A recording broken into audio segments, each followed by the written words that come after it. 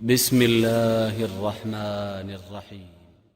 سبيل الدموع سبيل مريح، تنهدى يا صاحي كي تستريح، وبث الدعاء الخفي الصريح، يسعك الفضاء الرحيب الفسيح. سبيل الدموع سبيل مريح، تنهدى يا صاحي كي تستريح، وبث الدعاء الخفي الصريح، يسعك الفضاء نحمده ونصلي على رسوله الكريم.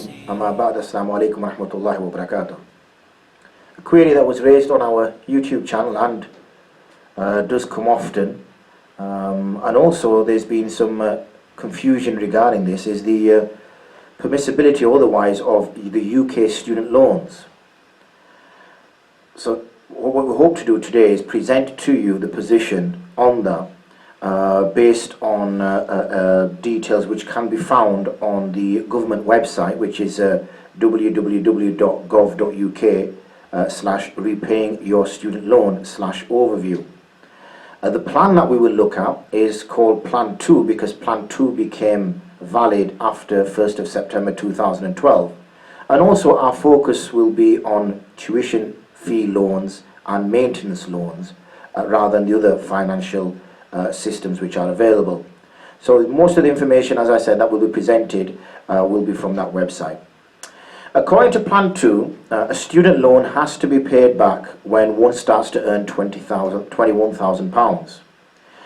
When we look at the Complete University Guide website, which is under the careers and what do graduates do and earn, we found that the average graduate earnings were 22,984.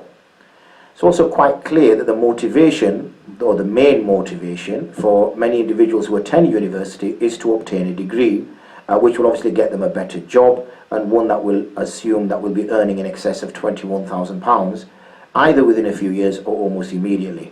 So what we're seeing here from the arrangement is that once a graduate is earning £21,000, then they are required to repay the loan, the tuition fee loan that they had borrowed in order to study at the university. We also know from the Complete University Guide the average graduate on graduation earns around 22,984. So that clearly shows that if the individual, and the whole reason why he's going to university is A, to get a degree, and B, to get a better paid job, because the assumption is always that a person who's a graduate will get a better paid job than one who isn't. So it seems you'll be earning over £21,000 almost immediately upon graduation, or so maybe a couple of years after. So the question really, or the position I'm sort of suggesting here, is that a person will be expected to pay the loan back almost immediately. So let's look at the method for repayment. When you look at the Plan 2, and this information, as I said, is from that government website, it says here your income per year monthly repayments. So if it's £21,000 and under, then you pay nothing, meaning if it's under that amount, then that threshold, if it's under that threshold, then nothing needs to be repaid back. But as soon as it goes over that threshold, then there's a monthly repayment expected. If a person is earning £25,000, then they're expected to pay £30 a month. And if they're earning £30,000, they're expected to pay £67 a month. And £50,000, they're expected to pay £217 a month. What we're interested in more is there any interest there? So when we look at it, and this is again explained and detailed on the website, it says interest on Plan 2. It says while you're studying, interest is inflation plus 3%. So interest itself is inflation and then an additional 3% amount. So if it's £21,000, then it's inflation only, which is put under its interest rate. If it's 21,000 to 41,000, then it's inflation plus up to 3%. And if it's over £41,000, then it's inflation plus 3%. So one can see that interest is added to the monthly repayments as soon as one starts to earn £21,000. First, it's in the form of inflation only, and then as the amount or the income increases, then there's an added amount of up to 3% added. Now, interest is riba, that's how it's understood, which is obviously haram. Now what we want to do is concentrate on the inflation part. Now the inflation amount is like riba, because what it's looking at is the value of the money has become less over time. So £10,000, for instance, was worth a lot more 3-4 years earlier than it was, say, 3-4 years later. So in essence, what we're saying is there's a continuous increase in the general level of prices for goods and services. Normally this is measured and quoted as an annual percentage, and it tends to be increases, but figures are available month to month, and with inflation rising, the pound buys less of a particular good or service. So in summary, the value of the pound does not stay constant when there is inflation. Inflation rate is currently at 1%. So it's this inflation which is keeping the value, if we could say, of the currency at a certain sort of level, so that the currency doesn't become valueless. We don't want the inflation to go to ridiculous levels where you're having to pay thousands of pounds for a loaf of bread. Now this is obviously what I'm discussing here is based on currency, and it's considered as gold and silver, even though it does not hold the intrinsic value of gold and silver. So what we're saying is, if I had £1,000, then the cost of making £1,000 may only be £1. So if I had £1,000 right now, it may only be worth £1, but we don't look at the intrinsic value now of currency anymore. Both in terms of urf and rawaj and istilah, we are looking at it in its understanding that it is the value of currency now is as though it was gold and silver. Allow me to put an example forward which will hopefully make an individual understand better. So if I had no gold or silver and all I had was £1,000 in my presence or in my possession, would I be required to pay zakat on that? Now all of us will say yes, there is zakat due on it, because if it goes over the nisab, which is £200 or £210 or whatever it is, then I'm expected to give zakat on the amount, on the total amount. Now, if the intrinsic value of £1,000 is only £2, in that it costs £2 to make, so the Bank of England used paper and printing and everything else that went into a note, and when you print off £1,000 worth of £50 notes, then the actual value of those notes is £3-4, then arguably it could be said that I don't need to give zakat on that because the intrinsic value is less. We don't look at intrinsic value anymore. We are looking at it in terms of currency, we are as though it is silver and gold. That's how we are viewing it. So when we look at inflation, inflation is also considered as interest, both by the government and reality. So again, let me give another, for instance. If I borrowed £25,000 as a student, via a student loan in 2013. So I borrow that money, and now I finish my course, I finish my degree, I get a job as a graduate, and I'm earning more than £21,000. Now, as soon as that threshold as soon as I've gone over the threshold, immediately now I would have to start paying back. Now, imagine that I'm not earning significantly more than £21,000. I've only got £21,000 on the dot. Then I will be expected to pay back that £21,000, but not just the £21,000 loan, but also the inflation. What I would actually be paying back due to inflation is £25,943. So even though I borrowed £25,000, I'm giving £943 back extra. And the reason why I'm giving that £943 extra is because the value of the pound has dropped over the 3-year period. It is less value, it holds less value. So as a result, I have to make up that difference by giving more money in return. So, and what's the percentage? Well, over the period of 2013 and 2016, the cost of goods and services have increased by about 3.9% over these 3 years. Now, according to the Sharia, we have to give like for like. Now, if it's a loan, we borrow that money and we give exactly what we borrowed in return. We don't give anything more or anything less. Irrespective of the value of the item at both the dates. So it doesn't matter what the value was, it's the whatever I borrowed. So if I borrowed £10,000, I then return £10,000.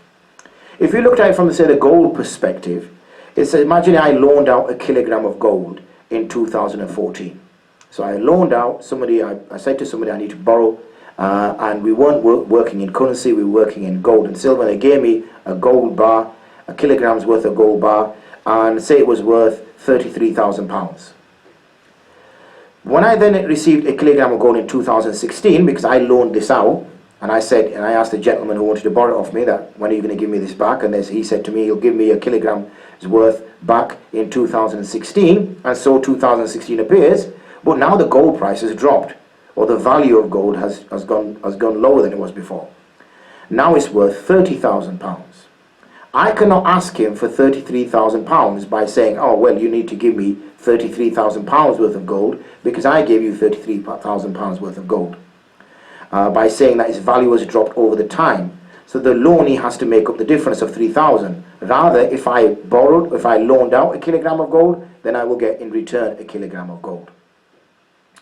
Because if I did request £33,000 worth of gold, I would then end up getting 1.1 kilogram of gold, and that's not correct, because if I loaned out a kilogram of gold, I should expect back a kilogram of gold, not a 1.1 kilogram. So inflation, clearly here we can see, is riba. If we take, as we understand and as most ulama see it, that the currency itself is as though it is gold and silver in terms of its application. Looking at it in another sense, we can say that, can we really say that a university education is a necessity to get a job, and a well-paid one at that? Well, we could argue that many individuals are in occupations and in work and earning a very good livelihood, but they've not been to university. So it's not to say that one has to go to university, it's an absolute necessity. And even if one is adamant of going to university, then like everything else, he can borrow money from family and friends and pay them back when they start to earn. So in a way, the family and friends are investing in this person. So if they say, look, I'm now going to university, speaks to uncles, aunties, cousins, whatever, and manage to raise that money, and then he says, I'll pay you back afterwards. So arguably, this is no different to when the ulama say it's not permissible to take out loans for cars, or take out loans for houses, or mortgages for houses. It's the same concept there. And one could argue that they have a stronger reason or rationale to borrow money through riba, because living in a house, I guess, is more essential than getting a degree which possibly could get you a higher paid job. So one has to consider this as a loan and not some other type of financial arrangement. It is a loan, it's not some other mechanism operating here.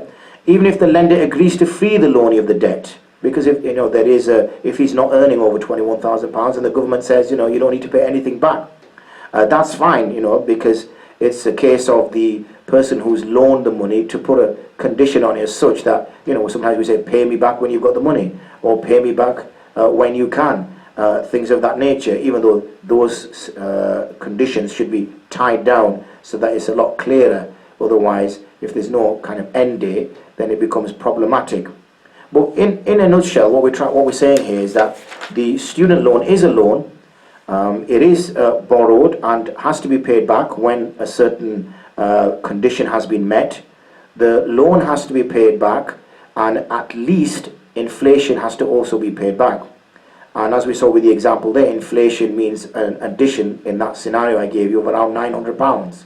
So that's £900 extra to give back than what was borrowed. And that in definition is interest, in that on one side there is more to the compared to the other side, and all the extra bit is for the use of that money over a period of time. There's nothing actually equivalent to it in terms of, in this case, money.